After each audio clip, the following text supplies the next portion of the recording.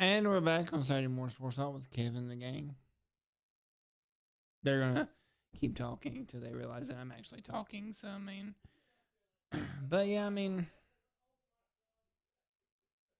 sports, man. It's not that I don't like sports. Sorry, JP. We was talking about itty bitty catchers and big old umpires. Yeah, I've had that this past week. Got ate up. I was at a middle school game this week. That was funny. Kid got to honorary catch his brother. And I love brother it when in the first people inning. when the people behind the you're outside your box, you know, but all them people are laughing at you. Are you all right? No, I'm not. Are you all right? Terry, you know what his job was after the first inning? Run the scoreboard. Well, That's how I say it. He was man. that's how small the little fella was, and he went back there to catch. I was like, oh God, I hate for Blue today. I've always wondered when I'm doing that a lot of times because I put my hands at different places. I mean, you know, but I remember a young man of mine who always put his behind his back. Guess what? That's what I started doing, just to be out of the Make sure way. you're not getting Like, hit. man. And we're back on Saturday Morning Sports Talk with Kevin and the gang. Welcome back to Shock Joxx, KDC broadcast. Got a couple of news notes, finish up the show. We'll get one more break in there, folks. Terry, I don't know about you, but I have never seen a head coach's wife or girlfriend out on the field during practice. This is video footage in North Carolina's Kenan Stadium. Coach Belichick and his 24-year-old girlfriend are knee-high go-go boots on the field, high heels. What business does she have right now during practice? And as a State fan, Terry, feel free to say whatever you want. But is this a good sign for the Carolina football program? Now, real quick, I want to make a note. If I have a 25-year-old girlfriend and I'm 40 years old, 50 years old, I'm not taking her to the bar every weekend and around all a bunch of 25, 24-year-old men.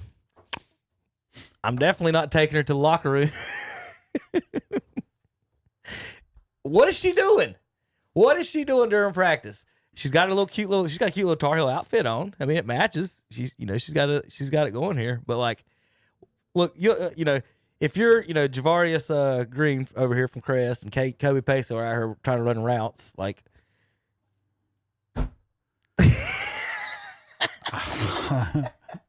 I don't know what to say here, though. I'm serious. I mean, what do you say? Have you ever seen anything like that? No.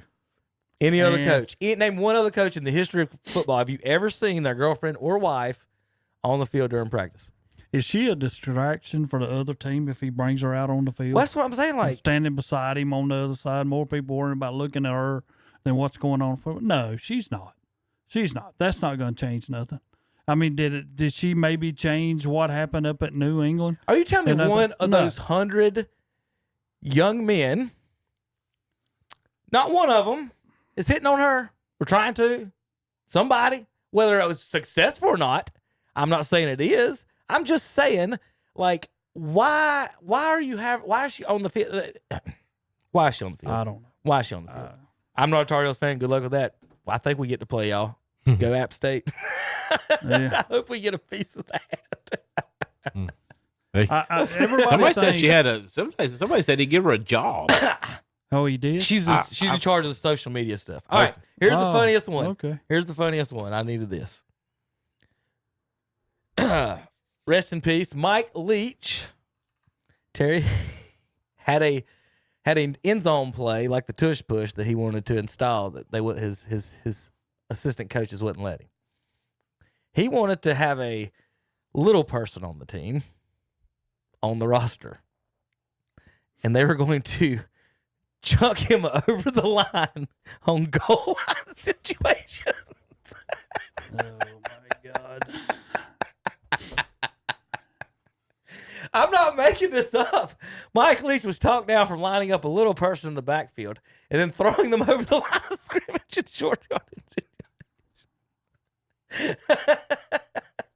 Now, Terry, I'm not asking you what you think about it or anything. This is what I need. I'm the coach. I'm Mike Leach. He's told me to draw up the play.